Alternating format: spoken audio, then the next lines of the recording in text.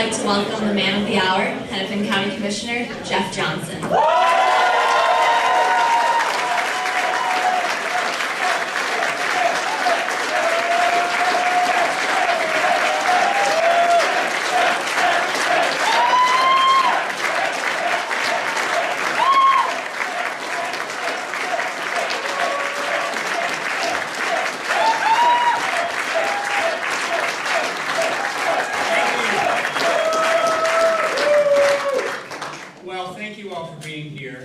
This is amazing, and we still have people trickling in, so I really do appreciate it. And I know many of the faces here. I'm sorry? Have everybody shift over, more people can sit in.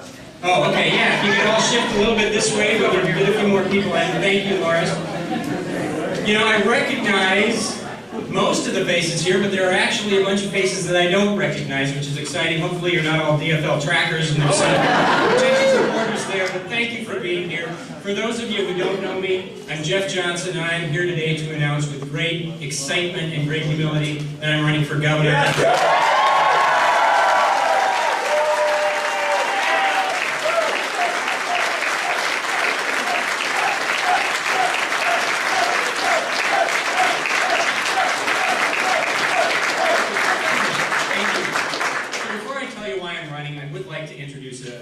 Some of them are up on the stage, I think some of them are up there, but I do want to introduce you to my family who's here. My mom and dad are here from Detroit Lakes. My sister and her husband are here from Detroit Lakes. My niece is here from Fargo. My nephew and his fiancée from St. Cloud. I think my uncle and aunt from Inver Grove Heights are here as well. And there are probably more Johnson kin out there, but please welcome all of my family.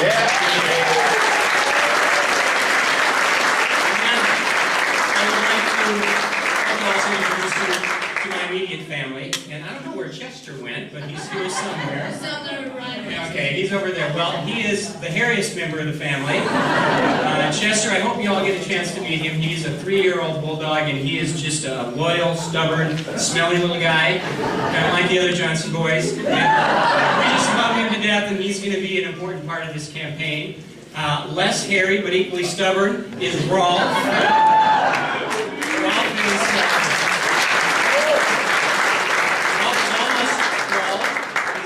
grader at East Middle School, and he is just an awesome, outgoing, fun kid, and he's going to be a big asset on the campaign trail as well. Although I should add, the last time I gave a big speech, I was running for National Committee Man, and it was a setting like this, and the family was up here with me, and I gave a great speech, and when I got down, somebody came up to Rolf and said, "Good job, but you probably shouldn't yawn so much when your dad is doing it." And Rolf said, "I know I shouldn't, but it was so boring." I'm going to try to do better today. He will be the yardstick. Thor, where's Thor? Right behind you. Thor, the guy who's just shorter than me. Thor is 15. He's a freshman at Wayzata High School. He's an athlete. He's a really good student.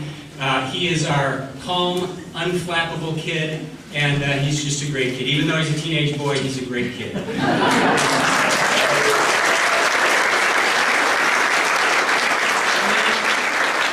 Sandy, who is my wife of 20 years next month.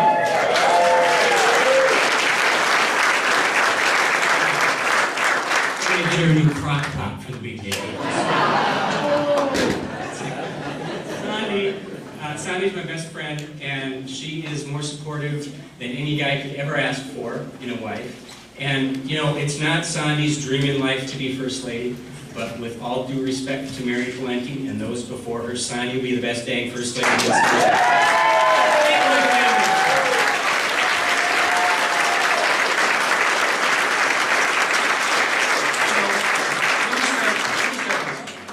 Minnesota is the greatest place to live in the United States of America.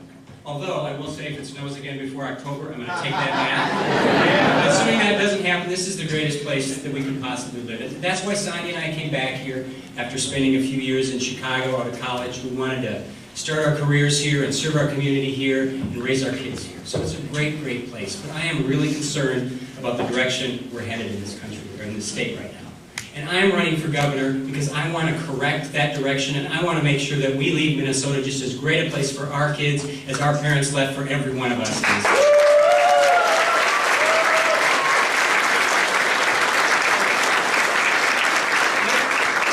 me tell you the vision that I have for Minnesota. Minnesota where politicians understand that taxpayers work really, really hard for their money, and we spend it as carefully and responsibly as if it were coming out of our own pocket rather than someone else's. It's a state where the principles of economic freedom and individual liberty and equal opportunity have replaced what we're seeing coming out of St. Paul right now, which is really an obsession with government involvement in absolutely every part of our lives. It's a vision of a state where productivity and success are celebrated and rewarded rather than punished, and where a truly great education is available to every single kid in this state, regardless of their race or how poor or rich they are or what neighborhood they happen to live in. It's a vision where the less fortunate, the most vulnerable among us are safe and they're secure, and we don't just always herd them into some government program that might not work because it makes us feel good, but we actually treat them with dignity and figure out ways to give them access to the same free market economy that we all walk in. And it is a state where the big debate in St. Paul isn't about whether to increase taxes on clothing versus haircuts versus, God forbid, beer,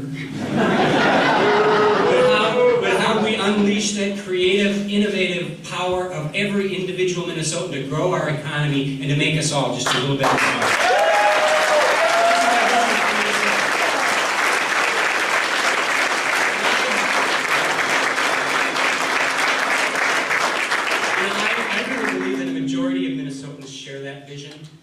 But for that vision to actually be realized, there are some important things that have to happen. And I will have an absolutely unrelenting focus on 3 goals as your governor. Number 1, jobs. Minnesota needs to be a place where small businessmen and small businesswomen and young entrepreneurs actually choose to do business, not just because of our quality of life, because it makes sense for them to do business here. We will make Minnesota the best place in the upper Midwest to start a business, large or small, and we are not just going to roll over for South Dakota or Wisconsin anymore. Second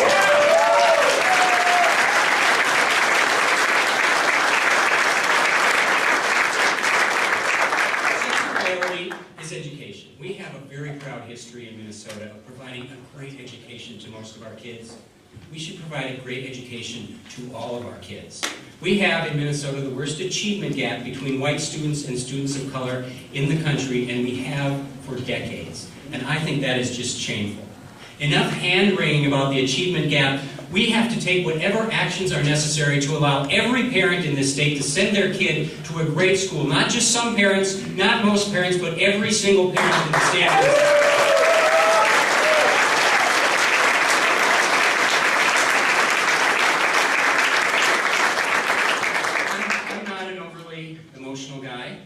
I'm a Norwegian Lutheran from northern Minnesota, after all. Although I'm not as bad as my grandpa, Scandinavian grandpa, who loved my grandma so much that one day he almost actually told her. But I don't get really all that worked up about a lot of things. But one thing that really does get to me is when we just give up on some of our kids. And I think it's just absolutely intolerable that some politicians are so willing to throw away the education of a bunch of our kids because of where they live or how poor their parents are. And if I have to be a bull in the education establishment's china shop to get this done, so be it. We are going to take on the achievement gap head on and we're going to do something.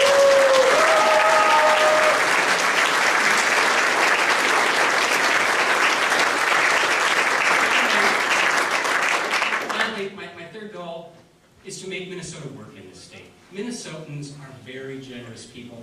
Most of us are absolutely willing to pay taxes to help the less fortunate get on their feet. But the problem is a lot of the programs that we fund in the state don't produce that result. So as your governor, on my very first day, I'm going to start the process of a 4-year, line-by-line, top-to-bottom audit of every single program that Minnesota taxpayers fund, starting with our human services programs. And the ones that can prove to us, that can actually prove to us they change people's lives for the better, we will celebrate them and we will bolster them. And the ones that can't, we're going to end once and for all.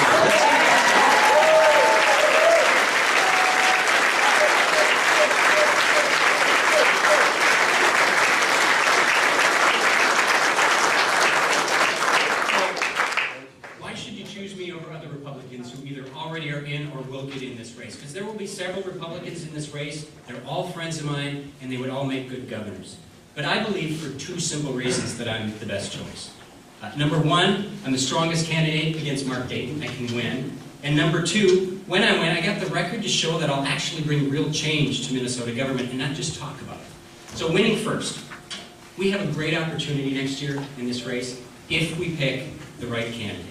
And for those of us who are Republicans here, and that's not everybody in the room, but for those of us who are Republicans, I think we all recognize that we can't win a statewide race with only Republican votes. The numbers just aren't there in Minnesota.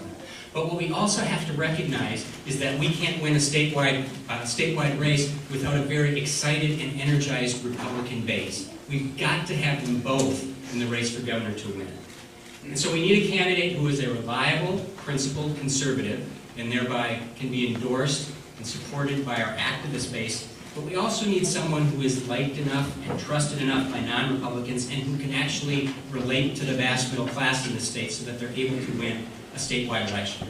And I won't claim to be the only Republican who fits that formula, but I clearly do fit it, and I believe I fit it more clearly than anyone else in this race, and anyone else who will be in this race.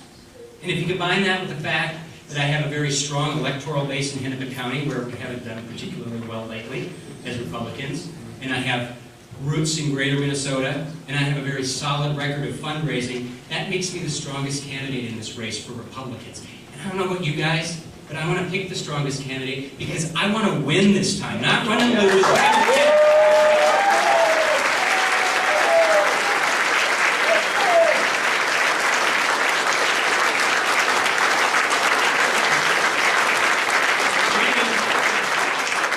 Winning isn't quite enough because we need a governor who will not only win, but will actually do something when he or she is elected. And I'll do exactly what I say I'm going to do. I will make fundamental changes to government based upon conservative principles. Principles like liberty and personal responsibility and economic freedom and equal opportunity. I served 6 years in the Minnesota House of Representatives during a time of divided government. The Senate was controlled by Democrats and the House was controlled by Republicans. And I was able to take common sense, free market, conservative ideas and turn them into law. Not just talk about them, not just get headlines, but action and results. Among other things, I was the successful chief author of bills to pass the most significant lawsuit reform we'd seen in Minnesota in decades, to cut the capital gains tax rate, to pass the most comprehensive anti-meth legislation that had ever been passed in this country at that time, and to dramatically restrict the power of government to take our property through eminent domain.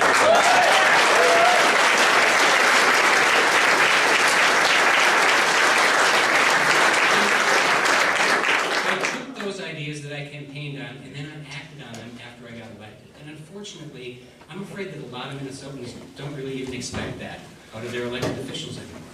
By and large, the Minnesotans I talk to think that politicians don't really mean what they say, or they're not there for the right reasons. And we actually saw a very sad example of that just this week when the DFL Senate first voted down that horrific omnibus tax bill, and then went into a back room for a couple hours and twisted arms and pounded on heads and came back and had switched enough votes to pass it. And the Senate Majority Leader said that the people who voted no the first time, they did so because they thought there were enough yes votes to pass it without them. So they wanted it to pass, but they voted no. Or the flip side of that, after they got out of that meeting, they didn't want it to pass, but they voted yes because someone told them they had to. So here's an idea. If you think something's good for Minnesota, vote yes. If you think something's bad for Minnesota, vote no and stop screwing around with it.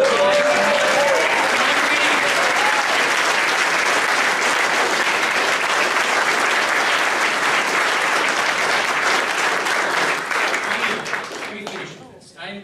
I'm running for governor because I want to help shape a great future for Minnesota. And I go back to the vision that I talked about at the beginning. A bright future for Minnesota lies not in more government programs, or more government spending, or taking more money from the hardworking taxpayers of Minnesota. None of those things make Minnesota great. Our future lies in providing a great education to every kid in this state and encouraging investment that will create jobs in this state, in enabling the poorest among us to actually participate with us in the private market, and most importantly, our future lies in recognizing that the greatness of Minnesota does not come from our government. It comes from the creativity and innovation and work ethic of every single individual.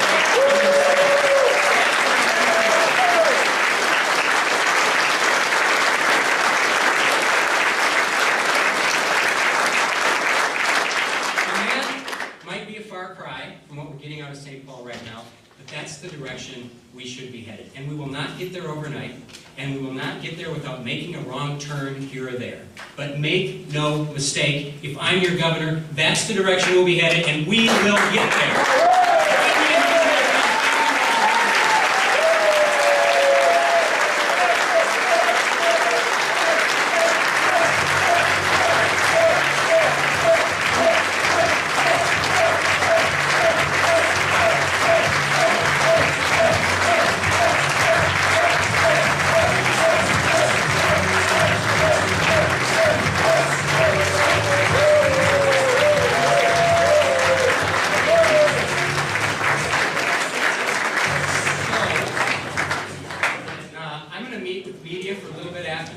Stick around for a little bit, grab a cookie, but this isn't a high spending group here. We got a few cookies and some water and pop left. If you like what you hear and you haven't signed up to volunteer yet, please do so.